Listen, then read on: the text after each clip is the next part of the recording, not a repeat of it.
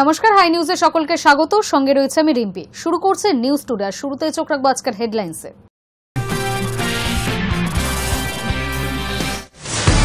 Metro রুটের উদ্বোধনী অনুষ্ঠানে কলকাতায় আছেন প্রধানমন্ত্রী নরেন্দ্র মোদী। তবে রেলের আমন্ত্রণে সাড়া দিচ্ছেন না মুখ্যমন্ত্রী মমতা বন্দ্যোপাধ্যায়। জানা গিয়েছে নীতিগত কয়েকটি কারণে অনুষ্ঠানে যাবেন না তিনি। ইডির পর এবার সিবিআই মামলায় জামিন পেলেন পার্থ চট্টোপাধ্যায়। তবে খুব দ্রুত জেল মুক্তি নাও হতে পারে রাজ্যের প্রাক্তন শিক্ষামন্ত্রী। প্রধান নির্বাচন কমিশনার জ্ঞানেশ কুমারের বিরুদ্ধে ইমপিচমেন্ট প্রস্তাব আনার কথা ভাবছে বিরোধী ইন্ডিয়া জোট। রবিবার সাংবাদিক সম্মেলন করে বিরোধী দলনেতা রাহুল গান্ধীর তোলা ভোট চুরির অভিযোগ নস্যাৎ করেছে জাতীয় নির্বাচন কমিশন। ফের নিম্নচাপের চোখ রাঙানি। আবহাওয়া দপ্তর সূত্রের খবর, উত্তর পশ্চিম বঙ্গোপসাগরে একটি সক্রিয় ঘূর্ণাবর্ত তৈরি হচ্ছে, যা আগামী 24 ঘন্টার মধ্যে নিম্নচাপে পরিণত হবে। শিক্ষক নিয়োগ দুর্নীতি মামলায় বড়সড় স্বস্তি রাজ্যের প্রাক্তন শিক্ষামন্ত্রী পার্থ চট্টোপাধ্যায়। আগে ইডির মামলায় জামিন পেয়েছিলেন তিনি। এবার সিবিআই মামলাতেও তাকে জামিনের নির্দেশ দিল সুপ্রিম কোর্ট। প্রেসিডেন্সির সংশোধনাগারে রয়েছেন পার্থ চট্টোপাধ্যায়। তবে সোমবার সুপ্রিম কোর্ট সিবিআই মামলায় তাকে জামিন দেওয়ায় জেল মুক্তির আশা বাড়ল। শিক্ষক নিয়োগ দুর্নীতি মামলায় বড়সড় স্বস্তি রাজ্যের প্রাক্তন শিক্ষামন্ত্রী পার্থ চট্টোপাধ্যায়ের। এবার সিবিআই মামলাতেও তাকে জামিনের নির্দেশ দিল সুপ্রিম কোর্ট। এর আগে ইডির মামলায় জামিন পেয়েছিলেন তিনি, কিন্তু একাধিক মামলা থাকায় জেল মুক্তি হয়নি। এখনও প্রেসিডেন্সি সংশোধনাগারে রয়েছেন পার্থ চট্টোপাধ্যায়। তবে সোমবার সুপ্রিম কোর্ট সিবিআই মামলায় তাকে জামিন দেওয়ায় জেল মুক্তির আশা বাড়ল। যদিও আইনজীবীদের একাংশের মত, ইডি সিবিআইয়ের বিশেষ মামলায় জামিন মিললেও প্রাথমিক নিয়োগ সংক্রান্ত বেশ কিছু মামলা রয়েছে প্রাক্তন শিক্ষামন্ত্রীর, তাই খুব দ্রুত জেল মুক্তি নাও হতে পারে। শিক্ষক নিয়োগ দুর্নীতি মামলায় 2022 সাল থেকে জেলবন্দী পার্থ চট্টোপাধ্যায়। জানা গিয়েছে, সোমবার সুপ্রিম কোর্টের ডিভিশন বেঞ্চে পার্থ চট্টোপাধ্যায়ের মামলাটি উঠেছিল।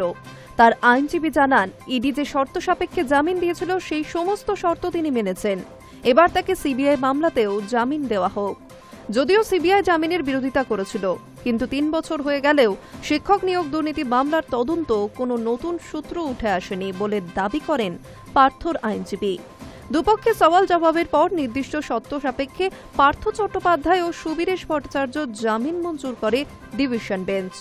আইনজীবীদের একাংশের মত, ইডি ও সিবিআই মামলায় প্রাক্তন শিক্ষামন্ত্রী জামিন পেলেও এখনই জেল মুক্তি নাও হতে পারে, কারণ তার বিরুদ্ধে প্রাথমিক শিক্ষক নিয়োগ দুর্নীতিতেও বেশ কয়েকটি মামলা রয়েছে। যদিও আরেকাংশের মত, ইডি ও সিবিআইয়ের শর্ত মেনে জামিন হওয়া বেশ ইতিবাচক। বাকি মামলাগুলিতেও সহজ জামিন মিলবে বলে আশা পার্থ ঘনিষ্ঠদের। ফলে জেল মুক্তি আর বেশি দূরে নয়। Hi News Network. মাঝরাতে মধ্যমগ্রাম হাই স্কুলের সামনে ভয়াবহ বিস্ফোরণ, প্রাণ হারালেন এক যুবক। জানা গিয়েছে, মৃত ব্যক্তি স্থানীয় কেউ নন, তিনি উত্তরপ্রদেশের বাসিন্দা। কিভাবে জনবহুল স্থানে এত বড় বিস্ফোরণের ঘটনা ঘটল তার তদন্তে নেমেছে পুলিশ। সূত্রের খবর, বিস্ফোরণ স্থল থেকে একটি ব্যাগ ও চার্জার উদ্ধার করেছে পুলিশ। মাঝরাতে মধ্যমগ্রাম হাই স্কুলের সামনে ভয়াবহ বিস্ফোরণে প্রাণ হারালেন এক যুবক। মৃত ব্যক্তি স্থানীয় কেউ নন, তিনি উত্তরপ্রদেশের বাসিন্দা। বিস্ফোরণের ফলে গুরুতর জখম অবস্থায় প্রথমে তাকে বারাসাত মেডিকেল কলেজ হাসপাতালে ভর্তি করা হয়েছিল। পরে শারীরিক অবস্থার অবনতি ঘটায় কলকাতার হাসপাতালে রেফার করা হয়, কিন্তু সোমবার সকালেই তার মৃত্যু হয়। মৃতের নাম সচ্চিদানন্দ মিশ্র বলে জানা গিয়েছে। কিভাবে জনবহুল স্থানে এত বড় বিস্ফোরণের ঘটনা ঘটল তার তদন্তে নেমেছে পুলিশ। সূত্রের খবর, বিস্ফোরণ স্থল থেকে একটি ব্যাগ ও চার্জার উদ্ধার করেছে পুলিশ।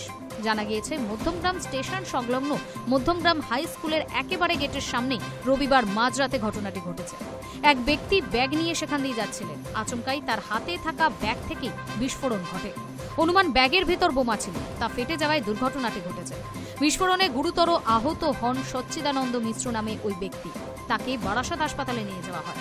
খবর পেয়ে রাতে ঘটনাস্থলে পৌঁছায় মধ্যমগ্রাম থানার পুলিশ। পৌঁছান বারাসাত পুলিশ জেলার অতিরিক্ত পুলিশ সুপার অতীশ বিশ্বাস সহ এসডিপিও বারাসাত বিদ্যাগড় অজিঙ্গা অনন্ত। এখন এই বিস্ফোরণ নিয়ে কোনো মন্তব্য করতে নারাজ পুলিশ। এমনকি সংবাদ মাধ্যমকে ছবি তুলতে দেওয়া হচ্ছে না। বিস্ফোরণ স্থলটি ঘিরে রাখা হয়েছে। ঘটনাস্থলে এখনো বোমার ভগ্নাংশ থাকতে পারে বলে আশঙ্কা তদন্তকারীদের। সেই কারণেই সেখান থেকে নিরাপদ দূরত্বে সবাইকে আটকে দেওয়া হয়েছে। স্থানীয়রা বলেছেন, মধ্যমগ্রামে এই ঘটনা একেবারেই নতুন। আশেপাশের এলাকায় এমন বিস্ফোরণ ঘটলেও মধ্যমগ্রাম শহরের প্রাণকেন্দ্রে এমন ঘটনা আগে শোনা যায়নি। বম ডিসপোজাল টিমকে খবর দেওয়া হয়েছে। তারা আসার পরই ঘটনাস্থল থেকে ওই ব্যাগ উদ্ধার করা হয়। ব্যাগ থেকে মোবাইল চার্জার, ইলেকট্রনিক্স গ্যাজেট এবং জামা প্যান্ট ছাড়া আর কিছু পাওয়া যায়নি বলেই জানিয়েছে অতিরিক্ত পুলিশ সুপার। কিন্তু বেশ কিছু প্রশ্ন উঠছে। ওই ব্যক্তির ব্যাগে কি বোমা ছিল? যদি থাকে তাহলে কে বা কারা তাকে বোমা আনতে বলেছিল? নিজের ব্যাগের বোমায় বিস্ফোরণ হয়ে মৃত্যু হলো তার? উত্তর খুঁজছেন তদন্তকারীরা। Hi News Network. 22 আগস্ট দমদমে মেট্রো রুটের উদ্বোধনী অনুষ্ঠানে রেলের আমন্ত্রণে সাড়া দিচ্ছে না মুখ্যমন্ত্রী মমতা বন্দ্যোপাধ্যায়। জানা গিয়েছে নীতিগত কয়েকটি কারণে অনুষ্ঠানে যাবেন না তিনি। রেল সূত্রে বলা হয়েছিল মুখ্যমন্ত্রীকে আমন্ত্রণ করা হয়েছে। প্রধানমন্ত্রীও রেলের ওই উদ্বোধনের অনুষ্ঠানে থাকবেন। আগামী শুক্রবার 22 আগস্ট দমদমে মেট্রো রুটের উদ্বোধনী অনুষ্ঠানে রেলের আমন্ত্রণে সাড়া দিচ্ছেন না মুখ্যমন্ত্রী মমতা বন্দ্যোপাধ্যায়। জানা গিয়েছে মুখ্যমন্ত্রী মমতা বন্দ্যোপাধ্যায় রেলের অনুষ্ঠানে না যাওয়ার পেছনে কয়েকটি গুরুত্বপূর্ণ কারণ কাজ করছে। সেগুলি হল, প্রথমত, বাংলা ভাষা ও বাংলাভাষী ভারতীয় বাঙালিদের ওপর ভিন রাজ্যে ভাষা সন্ত্রাসের অভিযোগ উঠেছে বিজেপি তথা কেন্দ্রের ক্ষমতাসীন সরকারের মদতে। এর প্রতিবাদে চলছে আন্দোলন। এই পরিস্থিতিতে ওই কেন্দ্রীয় সরকারের কর্তাদের সঙ্গে এক আসনে বসতে চান না মুখ্যমন্ত্রী। বাংলার প্রতি আর্থিক বঞ্চনার পাশাপাশি এখন ভাষা সন্ত্রাস চলছে কুৎসিতভাবে। দ্বিতীয়ত, রেলের এই প্রকল্পগুলি সবই রেলমন্ত্রী থাকাকালীন মমতা বন্দ্যোপাধ্যায়ের পরিকল্পনা করা। অর্থ বরাদ্দও তিনিই করেছিলেন। এতদিন ধরে ঢিলে গতিতে কাজ করে এখন ভোটের আগে উদ্বোধন করে নিজেদের নাম লেখাতে চাইছে বিজেপি। সেখানে স্রেফ একটা চিঠি পাঠিয়ে রুটিন আমন্ত্রণ করা হয়েছে মুখ্যমন্ত্রীকে।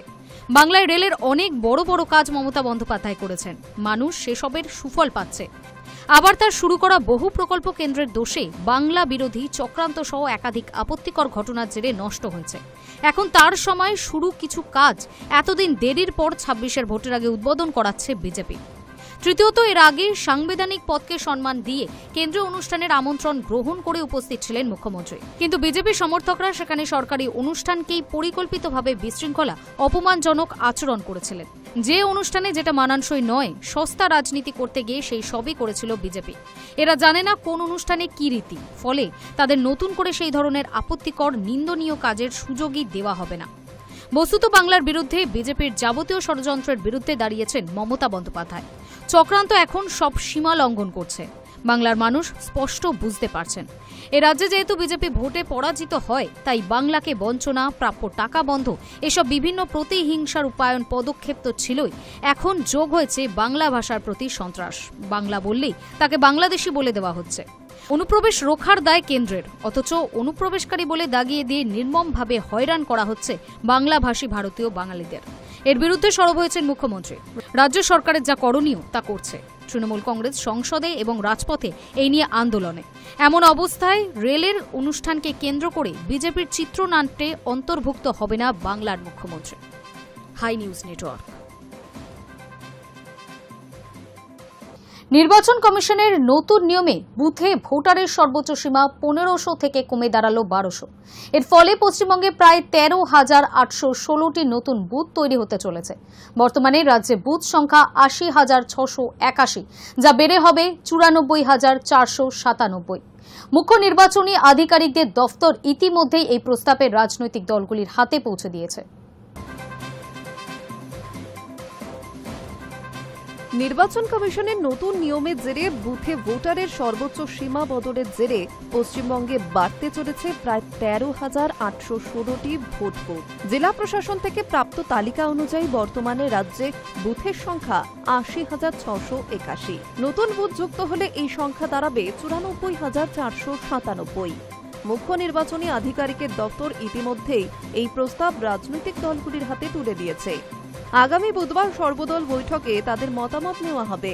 এতদিন একটি বুথে সর্বাধিক 1500 ভোটার ভোট দিতে পারতেন, কিন্তু নতুন নিয়মে সেই সংখ্যা নামিয়ে আনা হয়েছে 1200-তে। কালীগঞ্জ বিধানসভা উপনির্বাচন থেকেই এই নিয়ম কার্যকর হয়েছে। পরে বিহার বিধানসভা নির্বাচনেও একই নিয়মে বুথ বিন্যাস করা হয়। কমিশন জানিয়েছে, আগামী দিনে দেশজুড়ে সমস্ত নির্বাচনে এই অভিন্ন নীতি অনুসৃত হবে। ফলে 2026 সালের পশ্চিমবঙ্গ বিধানসভা নির্বাচনেও একই নিয়মে বুথ বিন্যাস হবে। জেলা শাসকের রিপোর্টে প্রাথমিকভাবে 13,853টি বুথ নতুন করে তৈরির প্রস্তাব এসেছে। সার্বিক পর্যালোচনার পর আরও 37টি বুথ সংযুক্ত করার সিদ্ধান্ত হয়েছে। এছাড়া 1253টি বুথের পরিকাঠামো নতুনভাবে তৈরির প্রস্তাব রয়েছে। একই সঙ্গে 703টি বুথ স্থানান্তরের পরিকল্পনাও নেওয়া হয়েছে। জেলার ভিত্তিতে সবচেয়ে বেশি বুথ বৃদ্ধি হচ্ছে দক্ষিণ 24 পরগনায়। বর্তমানে এখানে বুথ সংখ্যা 8859, প্রস্তাবিত সংখ্যা দাঁড়াচ্ছে 10,410। দ্বিতীয় স্থানে উত্তর 24 পরগনা, বর্তমানে 8,658টি বুথ বাড়িয়ে 10,054 করার পরিকল্পনা। তৃতীয় স্থানে মুর্শিদাবাদ, বর্তমানে 5,895টি বুথ, প্রস্তাবিত 7,146টি। এরপর রয়েছে হুগলি ও নদিয়া। রাজ্যের স্বীকৃত রাজনৈতিক দলগুলির কাছে বুথ বৃদ্ধির প্রস্তাব ইতিমধ্যেই পাঠানো হয়েছে। সর্বদল বৈঠকে তাদের মতামত নিয়ে জেলা শাসকের রিপোর্টের সঙ্গে সমন্বয় করা হবে। এরপর সেই চূড়ান্ত রিপোর্ট পাঠানো হবে নির্বাচন কমিশনে। কমিশন অনুমোদন দিলে বিজ্ঞপ্তি আকারে ঘোষণা করা হবে বুথ বিন্যাসের নতুন রূপরেখা। কমিশনের মতে বুথভিত্তিক ভোটারের সংখ্যা কমলে ভোটদাতাদের ভিড় নিয়ন্ত্রণ করা সহজ হবে। এতে ভোটদানের প্রক্রিয়া আরও স্বচ্ছ ও নিরাপদ হবে। বিশেষ করে গ্রামীণ ও দুর্গম এলাকায় নতুন বুথ করে উঠলে সাধারণ মানুষ আরও স্বাচ্ছন্দ্যে ভোট দিতে পারবেন। Hi News Network. সময় এখন একটা ছোট্ট বিরতির।